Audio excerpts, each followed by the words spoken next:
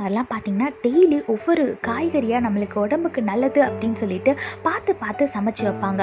ஆனால் நம்மளுக்கு ஏதாவது ஒரு பிடிக்காத காய்கறியை வச்சுட்டாங்க அப்படின்னா, ஐயோ எனக்கு இது பிடிக்காத, எனக்கு வேண்டான்னு சொல்லும்போது, நான் மாங்கன்னு காலையிலேருந்து கஷ்டப்பட்டு இவ்வளோ நேரம் நின்று சமைச்சிருக்கேன், இதை சாப்பிட்றதுக்கு உனக்கு என்ன கஷ்டம் அப்படின்னு சொல்லிட்டு நம்மளை பார்த்து கேட்பாங்க. இதே மாதிரி தேவனும் நம்மளை பார்த்து கேட்குறாருங்க.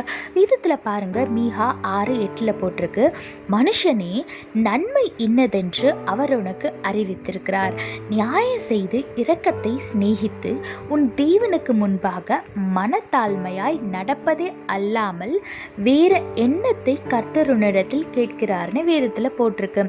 ஆமாங்க, இதெல்லாம் உனக்கு நல்லது, இதெல்லாம் செஞ்சால் இது நன்மை அப்படின்னு சொல்லிட்டு வேதத்தில் ஏசப்பா நம்மளுக்கு நிறைய இடத்துல கற்றுக் கொடுத்துருக்காரு. அதே போல் நியாயமாக எப்படி நடந்துக்கணும்னு கற்றுக் கொடுத்துருக்காரு. இரக்கமாக எப்படி இருக்கணும், எவ்வளோ நம்மளை உயர்த்தி வைத்தாலும் மனத்தாழ்மையாக எப்படி இருக்கணும், இப்படின்னு எல்லாம் தேவன் நம்மளுக்கு கற்றுக் கொடுத்துருக்கிறாரு. நான் இவ்வளோ உனக்கு கற்றுக் கொடுத்துருக்கேன், சின்ன பிள்ளைக்கு சொல்லித்தர மாதிரி சொல்லி கொடுத்துருக்கேன், இதை உன்னால் ஃபாலோ பண்ண முடியலையா அப்படின்னு ஏசப்பா கேட்குறாரு. ஆமாங்க, நம்ம அம்மா எவ்வளோ எஃபர்ட் போட்டு அந்த காய்கறியெல்லாம் நம்மளுக்கு சமைச்சு கொடுக்குறாங்க. அதை நம்ம சாப்பிடும் போது அவங்களுக்கு சந்தோஷமாகவும் இருக்கும். அது மட்டும் இல்லை, நம்மளோட ஆரோக்கியத்துக்கும் அது நல்லது. இதே மாதிரி தாங்க ஏசப்பா நம்மளுக்கு சொல்லி கொடுத்த கற்றுத்தந்த எல்லாவற்றையும் நம்ம ஃபாலோ பண்ணும்போது ஏசப்பாவும் சந்தோஷப்படுவார். அதே மாதிரி இது எல்லாமே நம்மளோட வாழ்க்கைக்கும் நல்லது. அதனால உங்களால் முடிஞ்ச அளவுக்கு எல்லாருக்கும் நன்மை செய்யுங்க, நியாயமாக நடந்துக்கோங்க, எல்லாரிடத்துலையும் இரக்கமாக இருங்க, மனத்தாழ்மையாக இருங்க, கர்த்தருக்கு பயந்து பயபக்தியாக அவருக்கு பிரியமான வழியில் நடங்க, ஆசீர்வாதமான வாழ்க்கையை வாழுங்க. கர்த்தர் உங்களோடு கூட இருந்து உங்களை ஆசீர்வதித்து பாதுகாத்து வழி நடத்துவாராக. ஆமென்.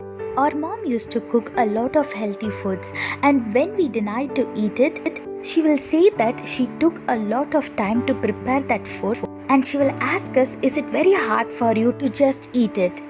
Likewise, our God is asking us. Look what the Bible says in Micah chapter 6 verse 8. O people, the Lord has told you what is good, and this is what He requires of you, to do what is right, to love mercy, and to walk humbly with your God. Yes, our God is not asking much. He is just asking us to do what is right and to live a righteous life.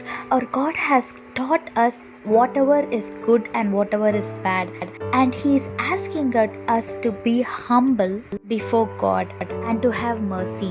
So from today onwards, we are going to take a decision, and we are going to try to do the right thing always.